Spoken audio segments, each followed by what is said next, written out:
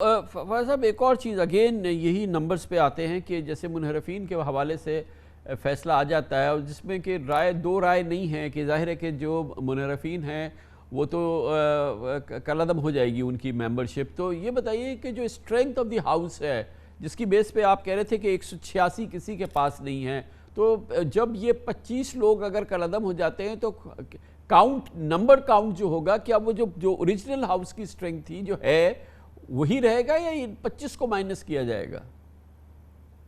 नहीं, देखिए ना, जो एक असूल है वो तो ये है कि टोटल नंबर की अक्सरियत आपने देखनी है। जैसे अभी जो शहबाज शरीफ साहब हैं उनके पास कुल नंबर असम्बली में 173 है, और अगर ये जो लोटे हैं इनको वोट से निकाल दिया जाए तो इसका मतलब है कि वहाँ पे 2 वोटों की अक्सरियत है। और जो यहाँ पर 186 का नंबर चाहिए आपको एक एब्सोल्यूट मेजॉरिटी के लिए असम्बली में, वो नहीं है। फिर ये गवर्नर की डिस्क्रिप्शन हो जाएगी कि वो असम्बली तोड़ते हैं या वो रन ऑफ इलेक्शन की ऑप्शन देते हैं। अगर रन ऑफ इलेक्शन की दे देते हैं और फिर गवर्नर कहते हैं एतमाद का वोट ले, तो फिर आपको 186 नंबर चाहिए। सो मुझे फ्रेंकली किसी भी सूरत में ये निज़ाम पंजाब में और वफाक में बचता नज़र नहीं आता। जिद के ऊपर है कि कितनी देर चलाना है, आपने ज़्यादा नुकसान करके जाना है, कम नुकसान करके जाना है, यही एक सवाल है।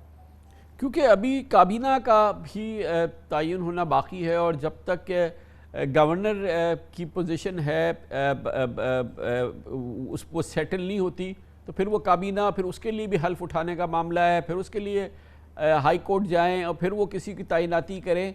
तो ये पंजाब का निज़ाम जो है ये तो हवा में मुअल्लक़ ही नज़र आता है। हवा में मौलिक है, बिल्कुल बिल्कुल तबाह हो गया है हमारे। और आप कोई इस बात से इनकार मुमकिन नहीं है कि अगर पंजाब की मईशत नीचे जाएगी तो पाकिस्तान की मईशत नीचे जाएगी, क्योंकि हमारा 60% जो है वो है ही पंजाब, उससे ज़्यादा बल्कि। तो उसके नतीजे में एक बहुत बड़ा एक ये अलमिया है जो वहाँ पे है।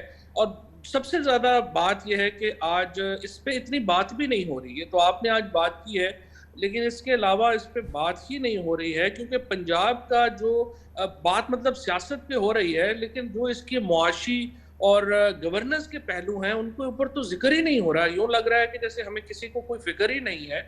और जिस तरह मैंने आपको अर्ज किया कि ये जो बहरान है, मसलन जो गंदम का बहरान है, ये हमें 6 महीने बाद एहसास होगा कि हम कितने बड़े एक तूफान में फंस इस गए हैं। दौरान जो गवर्नर चीमा साहब ने आर्मी चीफ को एक लेटर लिख दिया, उनसे मदद की दरख्वास्त मांग ली, वो इस आइनी जमहूरी निज़ाम के अंदर उसकी क्या अहमियत है और वो क्यों किया उन्होंने ऐसा? उस पर तो बहुत तनकीद हो रही है।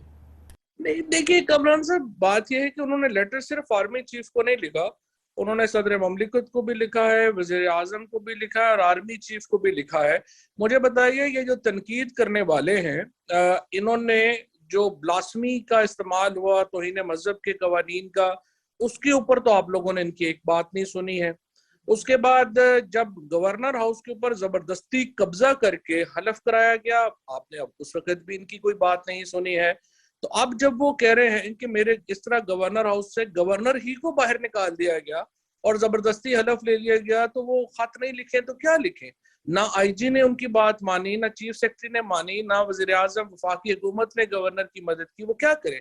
सो यही वो बहरान है जिसका सोल्यूशन जो है वो होना चाहिए। और इसकी तरफ बदकिस्मती से आइन और कानून के जो इदारे हैं, वो यूं लगता है कि किसी एक पार्टी के लिए तो 24 घंटे खुले हैं और दूसरी पार्टी के लिए 24 घंटे ही बंद है। ये मसला आ रहा है। बहुत बहुत शुक्रिया जनाब फवाद चौधरी, हमारे साथ मौजूद थे।